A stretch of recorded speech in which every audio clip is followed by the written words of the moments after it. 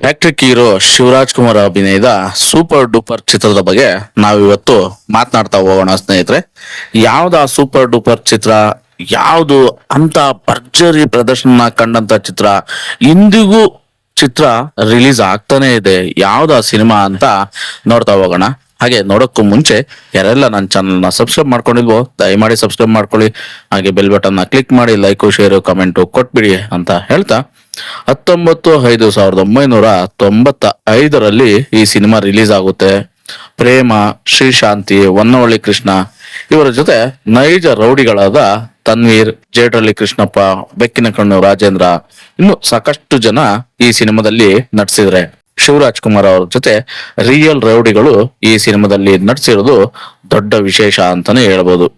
ಈ ಚಿತ್ರದ ನಿರ್ದೇಶಕರು ರಿಯಲ್ ಸ್ಟಾರ್ ಉಪೇಂದ್ರ ಅವರೇ. ಈ ಚಿತ್ರಕ್ಕೆ ಕತೆ, ಚಿತ್ರಕಥೆ, ಸಂಭಾಷಣೆ ಎಲ್ಲಾನು ಬರೆದು ನಿರ್ದೇಶನ ಕೂಡ ಮಾಡಿದರೆ ಉಪೇಂದ್ರ ಅವರು. ಸಂಗೀತ ಹಂಸಲೇಖ, ಸಂಭಾಷಣೆ ಇತ್ತೀಚೆಗೆ ನಮ್ಮ ನಗಲಿದ ಮುರಳಿ ಮೋಹನ್ ಅವರದು. ಸೊ ಈ ಚಿತ್ರವನ್ನ ಪಾರ್ವತಮ್ಮ ರಾಜ್ಕುಮಾರ್ ಅವರು ನಿರ್ಮಿಸ್ತಾರೆ. ಯಾವ್ದು ಆ ಸಿನಿಮಾ ಅಂದ್ರೆ ಓಂ ಸಿನಿಮಾ. ಗುರು, ಈ ಸಿನಿಮಾ ಬಿಡುಗಡೆಯಾಗಿ 20 ವರ್ಷ ಕಳೆದ್ರು ಈಗ್ಲೂ ಕೂಡ ಥಿಯೇಟರ್ ಅಲ್ಲಿ ರಿಲೀಸ್ ಆದ್ರೆ ಹೌಸ್ಫುಲ್ ಪ್ರದರ್ಶನ ಕಾಣುತ್ತೆ.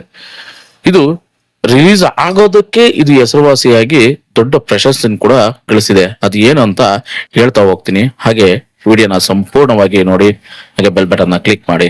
ಚಿತ್ರಕಥೆ ನೋಡೋದಾದ್ರೆ, ನಗರದ ಪ್ರಖ್ಯಾತ ರೌಡಿ ಸತ್ಯ ಅಂದ್ರೆ ಶಿವರಾಜ್ ಕುಮಾರ್ ಹುಡುಗಿಯೊಬ್ಬಳ ಹಿಂದೆ ಬೀಳ್ತಾನೆ. ಈ ಕಾರಣಕ್ಕೆ ಆಕೆಯಿಂದ ಎಲ್ಲರೂ ದೂರ ಆಗ್ತಾರೆ. ಸೊ ಈತನಿಂದ ತಪ್ಪಿಸಿಕೊಳ್ಳಲು ಆಕೆ ಮನೆ ಖಾಲಿ ಮಾಡ್ತಾಳೆ, ಬೇರೆಡೆ ಹೋಗ್ತಾಳೆ. ಅಲ್ಲಿ ಆಕೆ ತನ್ನ ಸಂಬಂಧಿಯೊಂದಿಗೆ ಮದುವೆ ನಿಶ್ಚಯ ಮಾಡಿಕೊಳ್ಳಲು ಸಿದ್ಧತೆನ ಮಾಡ್ಕೊಂಡಿರ್ತಾಳೆ. ಆಗ ಅಲ್ಲಿಗೆ ಬರುವ ರೌಡಿ ಸತ್ಯ ಎಲ್ಲವನ್ನು ಧ್ವಂಸ ಮಾಡ್ತಾನೆ. ಇತ್ತ ಪತ್ರಕರ್ತೆ ಶ್ರೀಶಾಂತಿ ನಿಜವಾದ ರೌಡಿಗಳನ್ನ ಭೇಟಿಯಾಗಿ ಅವರ ಸಂದರ್ಶನ ಮಾಡಿ ಅವರಿಗೆ ಓಂ ಎಂಬ ನೈಜ ಘಟನೆಯ ಪುಸ್ತಕವನ್ನ ನೀಡ್ತಾ ಇರ್ತಾಳೆ. ಸತ್ಯ ರೌಡಿಯಾಗಲು ಕಾರಣವೇನು, ಓಂ ಪುಸ್ತಕವನ್ನು ಓದಿದ ನಿಜವಾದ ರೌಡಿಗಳ ಪ್ರತಿಕ್ರಿಯೆ ಏನು, ಚಿತ್ರದಲ್ಲಿ ನಾಯಕಿಯ ಹಿಂದೆ ಬಿದ್ದ ನಾಯಕನಿಗೆ ನಾಯಕಿ ಸಿಗ್ತಾಳ, ರೌಡಿಸಮ್ ಎಂಬ ಚಕ್ರವ್ಯೂಹದೊಳಗೆ ಸಿಲುಕಿದ ನಾಯಕ ಅದರಿಂದ ಹೊರಬರ್ತಾನ, ಮುಂತಾದ ಪ್ರಶ್ನೆಗಳಿಗೆ ನೀವು ಚಿತ್ರನ ನೋಡಿದ್ರೆ ತಿಳ್ಕೊಬಹುದು ಸ್ನೇಹಿತರೆ.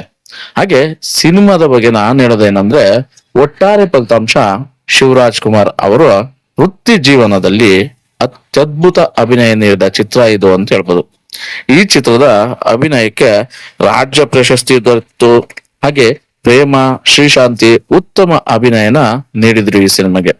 ಉಪೇಂದ್ರ ಅವರು ರಿವರ್ಸ್ ಸ್ಕ್ರೀನ್ ಪ್ಲೇ ಮೂಲಕ ಎಲ್ಲರ ಗಮನನ ಸೆಳಿತಾರೆ. ಈ ಸಿನಿಮಾದ ಮೂಲಕ ಅವರ ನಿರ್ದೇಶನದಲ್ಲಿ ಅತ್ಯುತ್ತಮವಾದ ಸಿನಿಮಾ ಅಂತ ಹೇಳ್ಬೋದು ಓಂ. ಹಂಸಲೇಖ ಸಂಗೀತದಲ್ಲಿ ಮೂಡಿ ಬಂದ ಸಂಗೀತ ಮನೆ ಮಾತಾಗ್ಬಿಡುತ್ತೆ ಆಗಿನ ಕಾಲಕ್ಕೆ. ಅದರಲ್ಲೂ ಡಾಕ್ಟರ್ ರಾಜ್ಕುಮಾರ್ ಹಾಡಿದ ಹೇ ದಿನಕರ ಹಾಗೂ ಹೋ ಗುಲಾಬಿಯ ಹಾಡು ಸಾಕಷ್ಟು ಜನಪ್ರಿಯತನ ಪಡೆದುಕೊಳ್ಳುತ್ತೆ. ಈ ಚಿತ್ರ ಪ್ರತಿ 15 ದಿನಕ್ಕೊಮ್ಮೆ ಬಿಡುಗಡೆ ಆಗ್ತಾ ಇರುತ್ತೆ. ಸುಮಾರು 550 ಬಾರಿ ರಿಲೀಸ್ ಆದ ಚಿತ್ರ ಎಂಬ ಹೆಗ್ಗಳಿಕೆ ಹಾಗೂ ಲಿಮ್ಕಾ ದಾಖಲೆಗೆ ಸೇರಿದೆ ಅಂತ ಹೇಳ್ಬೋದು ಗುರು. ಬೆಂಗಳೂರಿನ ಕಪಾಲಿ ಥಿಯೇಟರ್ ನಲ್ಲಿ 30ಕ್ಕೂ ಹೆಚ್ಚು ಬಾರಿ ರಿಲೀಸ್ ಆಗಿದೆ ಅಂತೆ ಈ ಸಿನಿಮಾ. ಸೊ ಅದಲ್ಲದೆ ಬೆಂಗಳೂರಿನಲ್ಲಿ ಅತಿ ದೀರ್ಘಕಾಲ ಪ್ರದರ್ಶನ ಕಂಡಂತ ದಾಖಲೆ ಕೂಡ ಈ ಚಿತ್ರಕ್ಕಿದೆ. ಸೊ ರಿಲೀಸ್ ಆದ 3 ತಿಂಗಳಿಗೆ OTTಗೆ, ಟಿವಿಗೆ ಈ ಕಾಲದ ಚಿತ್ರಗಳು ಬರ್ತಾ ಇವೆ. ಆದ್ರೆ ರಿಲೀಸ್ ಆಗಿ 20 ವರ್ಷಗಳವರೆಗೂ ಯಾವುದೇ ಟಿವಿನಲ್ಲಿ ಈ ಸಿನಿಮಾ ಬಂದಿಲ್ಲ. ಒರಿಜಿನಲ್ CD ಕೂಡ ಸಿಗ್ಲಿಲ್ಲ.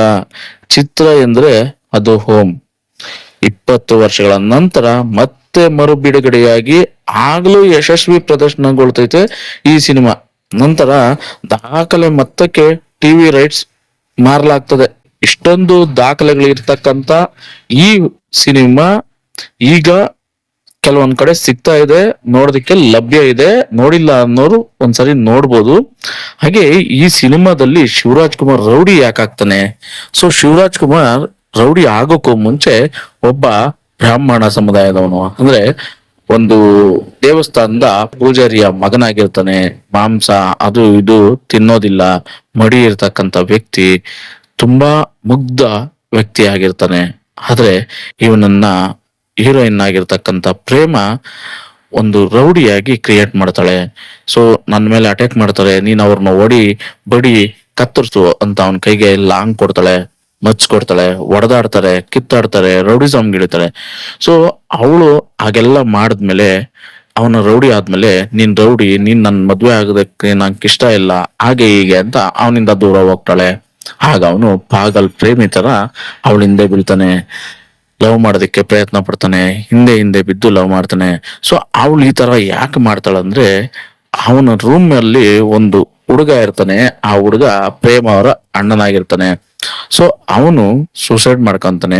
ಸೂಸೈಡ್ ಮಾಡ್ಕೊಬೇಕಾದ್ರೆ ಇವನು ಎಷ್ಟೆಲ್ಲ ಪ್ರಯತ್ನ ಪಡ್ತಾನೆ, ಕಿಟಕಿಯಲ್ಲಿ ಮಾಡ್ಕೊಂಬೇಡ ಅಂತೆಲ್ಲ. ಸೊ ಆದ್ರೆ ಸೂಸೈಡ್ ಮಾಡ್ಕೊಂತಾನೆ. ಇದನ್ನೆಲ್ಲ ತಿಳಿದಂತ ಪ್ರೇಮ ಏನ್ ಮಾಡ್ತಾಳೆ ಅಂದ್ರೆ, ಸೊ ನನ್ನ ಅಣ್ಣನ್ನ ಸಾಯಿಸಿದ್ದು ಇವನಿಂದನೇ ಸತ್ತ. ಸೊ ಇವನು ಎಲ್ಲ ಗೊತ್ತಿದ್ರು ಕೂಡ, ರೌಡಿಗಳು ಈ ತರ ಎಲ್ಲ ಮಾಡಿದ್ರು ಅಂತ ಗೊತ್ತಿದ್ರು ಕೂಡ ಇವನು ಸಾಕ್ಷಿ ಹೇಳಲ್ಲ ಪೊಲೀಸರ ಹತ್ರ, ಯಾಕಂದ್ರೆ ಭಯ, ಅಂಜಿಕೆ. ಸೊ ಆಗ ಪ್ರೇಮ ಇವನ್ನ ಟಾರ್ಗೆಟ್ ಮಾಡ್ತಾಳೆ, ಇವನ್ನೇನಾದ್ರು ಮಾಡಿ ರೌಡಿಸಮ್ ಫೀಲ್ಡ್ ಗಿಲ್ಸಿ ಇವನ್ನ ಹಾಳು ಮಾಡ್ಬಿಡ್ಬೇಕು ಅಂತ. ಸೊ ಇದಾಗಿರುತ್ತೆ ಸ್ಟೋರಿ. ಸೊ ಹಾಗಾಗಿ ಶಿವರಾಜ್ ಕುಮಾರ್ ರೌಡಿಸಮ್ಗೆ ಎಂಟ್ರಿ ಆಗ್ತಾನೆ. ರೌಡಿಸಮ್ಗೆ ಎಂಟ್ರಿ ಆದ್ಮೇಲೆ ಇವ್ರು ಪ್ರೀತಿಸೋದನ್ನ ಬಿಡ್ತಾಳೆ. ಸೊ ಹಾಡುಗಳಂತೂ ತುಂಬಾನೇ ಅದ್ಭುತವಾಗಿದೆ, ವಂಡರ್ಫುಲ್ ಸಾಂಗ್ಸು. ಈಗ್ಲೂ ಕೂಡ ಕೇಳಕ್ಕೆ ತುಂಬಾ ಅದ್ಭುತವಾದ ಹಾಡುಗಳು ಅಂತ ಹೇಳ್ಬೋದು. ಗುರು, ಈ ಫಿಲಿಮ್ ಈಗ್ಲೂ ರಿಲೀಸ್ ಆದ್ರೆ ಈಗ್ಲೂ ಹೌಸ್ಫುಲ್ ಪ್ರದರ್ಶನ ಕಾಣುತ್ತೆ. ಓಂ ಸಿನಿಮಾ ಅಷ್ಟು ಅದ್ಭುತವಾದ ಸಿನಿಮಾ ಉಪೇಂದ್ರ ಅವರು ಆ ಕಾಲಕ್ಕೆ ಕೊಟ್ಟಿದ್ರು. ಆದ್ರೆ ಯಾವುದೇ HD ಕ್ಯಾಮ್ರಾಗಳಿಲ್ಲ, 4K ಕ್ಯಾಮ್ರಾಗಳಿಲ್ಲ, ನಾರ್ಮಲ್ ಕ್ಯಾಮ್ರಾಗಳಲ್ಲಿ ತೆಗೆದೆ ಆ ಮಟ್ಟಕ್ಕೆ ಇದ್ ಕೊಟ್ಟಿದ್ರು ಅಂದ್ರೆ ದೊಡ್ಡ ವಿಷಯ. ಹಾಗೆ ಗ್ರಾಫಿಕ್ಸ್ ಇಲ್ದೆ ನ್ಯಾಚುರಲ್ ಆಗಿ ತೆಗ್ದಿದ್ದಾರೆ. ಹಾಗೆ ರೌಡಿಗಳು ನಿಂತ್ಕೊಂಡು ಸಿನಿಮಾ ಮಾಡಿರೋದು ಇದೇ ಫಸ್ಟ್ ಫಿಲಿಮ್ ಅಂತ ಹೇಳ್ಬೋದು ಗುರು. ನ್ಯಾಚುರಲ್ ರೌಡಿಗಳನ್ನ ಇಟ್ಕೊಂಡು ಸಿನಿಮಾನ ಮಾಡೋದಿದೆಯಲ್ಲ, ಇದು ದೊಡ್ಡ ವಿಷಯ ಆಗಿನ ಕಾಲಕ್ಕೆ. ಸೊ ಅದನ್ನ ಉಪೇಂದ್ರ ಅವರು ಮಾಡಿದ್ರೆ ಈ ಸಿನಿಮಾದಲ್ಲಿ ಅಂತ ಹೇಳ್ಬೋದು. ಸೊ ಸಿನಿಮಾ ಓವರ್ ಆಲ್ ತುಂಬಾನೇ ಅದ್ಭುತವಾಗಿದೆ. ನೋಡಿಲ್ಲ ಅನ್ನೋರು ಖಂಡಿತ ನೋಡಿ. ಹಾಗೆ ಕಾಶಿನಾಥ್ ಅವರ ಗರಡಿಯಿಂದ ಬಂದಿರತಕ್ಕಂತ ಉಪೇಂದ್ರ ಅವರು ಇಷ್ಟೊಂದು ಅದ್ಭುತವಾದ ಸಿನಿಮಾನ ಆ ಕಾಲಕ್ಕೆ ಕೊಟ್ಟಿದ್ದಾರೆ ಅಂದ್ರೆ ನಿಜಕ್ಕೂ ಹ್ಯಾಟ್ಸ್ ಆಫ್ ಹೇಳಲೇಬೇಕು ಉಪೇಂದ್ರ ಅವ್ರಿಗೆ. ಸೊ 1995ರಲ್ಲಿ ಇಷ್ಟೊಂದು ಅದ್ಭುತವಾದ ಸಿನಿಮಾನ ಉಪೇಂದ್ರ ಅವರು ಕೊಡ್ತಾರೆ ನಮ್ಗಾಗಿ. ಸೊ ತುಂಬಾ ಅದ್ಭುತವಾದ ಸಿನಿಮಾ. ಈ ಸಿನಿಮಾನ ನಾವು ಖಂಡಿತ ನೋಡಿದೀವಿ, ನೀವೆಲ್ಲ ನೋಡ್ಬೋದು ಒಂದ್ಸರಿ. ಯಾಕಂದ್ರೆ ರೌಡಿಸಮ್ಗೆ ತಿಲಾಂಜಲಿ ಇಟ್ಟಂತ ಸಿನಿಮಾ. ರೌಡಿಸಮ್ನ ಫಸ್ಟ್ ಈ ತರನು ತೋರ್ಸ್ಬೋದಾ ರೌಡಿಸಮ್ನ ಅನ್ನೋದನ್ನ ತೋರ್ಸಿದಂತ ಸಿನಿಮಾ. ರೌಡಿಸಮ್ ಅಂದ್ರೆ ಈಗೂ ಇರುತ್ತಾ, ನ್ಯಾಚುರಲ್ ರೌಡಿಗಳನ್ನ ಇಟ್ಕೊಂಡು ಸಿನಿಮಾ ಮಾಡ್ಬೋದಾ? ಸೊ ಲಾಂಗು ಮಚ್ಚನ್ನ ಇಂಟ್ರೊಡ್ಯೂಸ್ ಮಾಡಿದ್ದು ನಮ್ಮ ಉಪೇಂದ್ರ ಅವರು ಓಂ ಸಿನಿಮಾದಲ್ಲಿ. ಸೊ ಈ ಸಿನಿಮಾದಿಂದ ಶಿವರಾಜ್ ಕುಮಾರ್ ಅವರ ಕರಿಯರೇ ಚೇಂಜ್ ಆಗ್ಬಿಡುತ್ತೆ, ಅವರ ಸ್ಟಾರ್ ವ್ಯಾಲ್ಯೂನೇ ಚೇಂಜ್ ಆಗ್ಬಿಡುತ್ತೆ. ಇನ್ನು ಉಪೇಂದ್ರ ಅವರ ಸ್ಟಾರ್ ವ್ಯಾಲ್ಯೂ ಇನ್ನೂ ಸಖತ್ ಚೇಂಜ್ ಆಗ್ಬಿಡುತ್ತೆ ಅಂತ ಹೇಳ್ಬೋದು. ಸೊ ಅವರ ನಿರ್ದೇಶನದಲ್ಲಿ ಬಂದಂತ ಓಂ ಸಿನಿಮಾ ತುಂಬಾ ಅದ್ಭುತವಾಗಿರುತ್ತೆ. ಪಾರ್ವತಮ್ಮ ರಾಜ್ಕುಮಾರ್ ಅವರು ನಿರ್ಮಿಸ್ತಾರೆ. ಸೊ ಇದಾದ ನಂತರ ಪಾರ್ವತಮ್ಮ ರಾಜ್ಕುಮಾರ್ ತಮ್ಮ ದೊಡ್ಡ ಮಗ ಆಗಿರ್ತಕ್ಕಂಥ ರಾಘವೇಂದ್ರ ರಾಜ್ಕುಮಾರ್ ಅವ್ರಿಗೆ ಸ್ವಸ್ತಿಕ್ ಅನ್ನೋ ಸಿನಿಮಾನ ಮಾಡ್ತಾರೆ.